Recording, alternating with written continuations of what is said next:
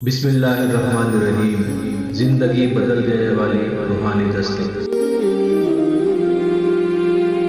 ایک سچا واقعہ۔ ایک ترک مسلمان مسجد نبوی شریف کے احاطے میں کھڑے ہو کر اپنا آنکھوں دیکھا واقعہ بیان کرتا ہے۔ میں وہاں کھڑا دیکھ رہا تھا کہ 4 پولیس والے کسی کا انتظار کر رہے ہیں۔ پھر ایک شخص نمودار ہوا تو پولیس والوں نے بھاگ کر اسے قابو کر لیا اور اس کے ہاتھ جکڑ لیے۔ نوجوان نے کہا، مجھے دعا اور توسل کی اجازت دے دو، میری بات سن لو، میں کوئی بھکاری نہیں ہوں، نہ چور ہوں۔ پھر وہ جوان چیخنے لگا۔ میں نے اسے دیکھا تو اسے لگا جیسے میں اسے جانتا ہوں۔ میں بتاتا ہوں کہ میں اسے کیسے پہچانا۔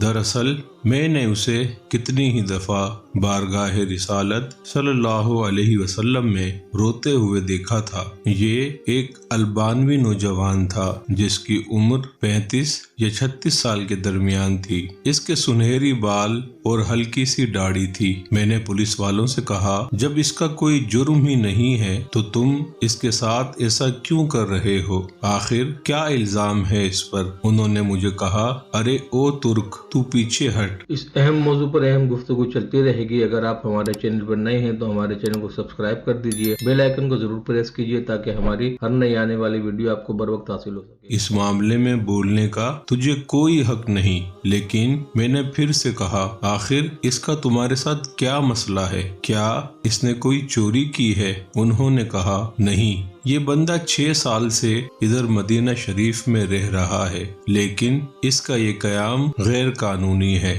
ہم اسے پکڑ کر واپس اس کے ملک بھیجنا چاہتے ہیں، لیکن یہ ہر دفعہ ہمیں چکمہ دے کر بھاگ جاتا ہے اور جا کر روضہ رسول صلی اللہ علیہ وسلم میں پناہ لے لیتا ہے۔ ہم اسے اندر جا کر گرفتار کرنا نہیں چاہتے تھے۔ میں نے پوچھا، تو اب اس کے ساتھ کیا کرو گے؟ کہنے لگے، ہم اسے پکڑ کر جہاز پر بٹھائیں گے اور واپس البانیہ بھیج دیں گے۔ نوجوان مسلسل روئے جا رہا تھا اور کہہ رہا تھا، کیا ہو جائے گا اگر تم مجھے چھوڑ دو گے تو؟ دیکھو، میں کوئی چور نہیں ہوں، میں کسی سے بھیک نہیں مانگتا، میں تو ادھر بس محبت رسول میں رہ رہا ہوں۔ پولیس والوں نے کہا، نہیں، ایسا جائز نہیں ہے۔ نوجوان نے کہا، اچھا، مجھے ذرا آرام سے رسول اللہ صلی اللہ علیہ وسلم سے ایک عرض کر لینے دو۔ پھر نوجوان نے اپنا منہ گنبد خضرا کی طرف کر لیا۔ پولیس والوں نے کہا،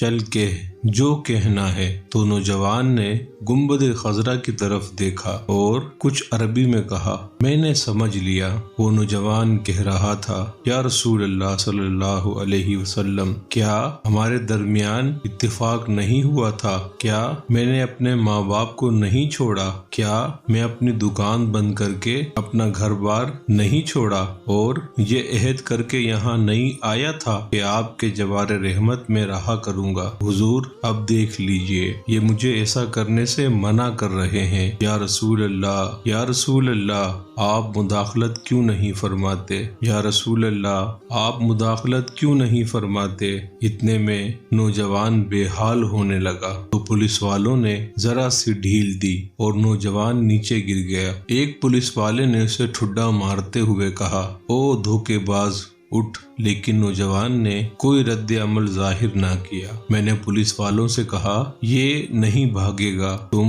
حمامات سے پانی لاؤ اور اس کے چہرے پر ڈالو، لیکن نوجوان کوئی حرکت نہیں کر رہا تھا۔ ایک پولیس والے نے کہا، اسے دیکھو تو صحیح، کہیں یہ سچ مچ مر ہی نہ گیا ہو۔ دوسرا پولیس والا کہنے لگا، اسے ہم نے کون سی ایسی ضرب لگائی ہے جس سے یہ مر جائے؟ پھر انہوں نے ایمبولنس والوں کو فون کیا اور ادھر سامنے والے 7 نمبر گیٹ سے ایک ایمبولنس لے آئے۔ انہوں نے نوجوان کی شہرک پر ہاتھ رکھ کر حرکت نوٹ کی اور نبض چیک کی تو کہنے لگے، اسے تو مرے ہوئے 15 منٹ گزر چکے ہیں۔ اب پولیس والے جیسے مجرم ہوں نیچے بیٹھ گئے اور رونے لگے۔ وہ منظر بھی دیکھنے والا تھا۔ ان میں سے ایک تو اپنے دونوں زانوں پر ہاتھ مارتے ہوئے کہتا تھا، ہائے میرے ہاتھ، کیوں نہ ٹوٹ گئے۔ کاش ہمیں معلوم ہوتا کہ اسے رسول اللہ صلی اللہ علیہ وسلم سے اتنی شدید محبت ہے۔ ہائے ہمارے ہاتھ کیوں نہ ٹوٹ گئے۔ اس کے بعد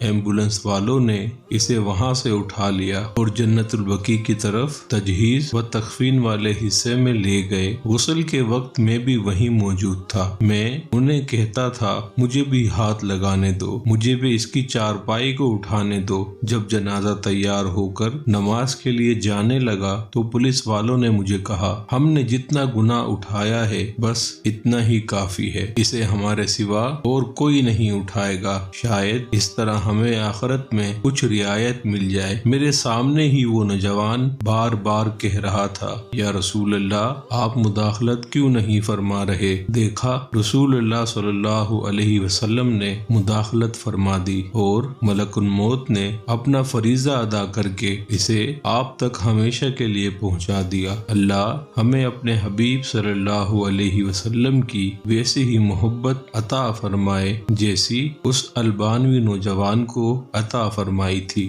آمین۔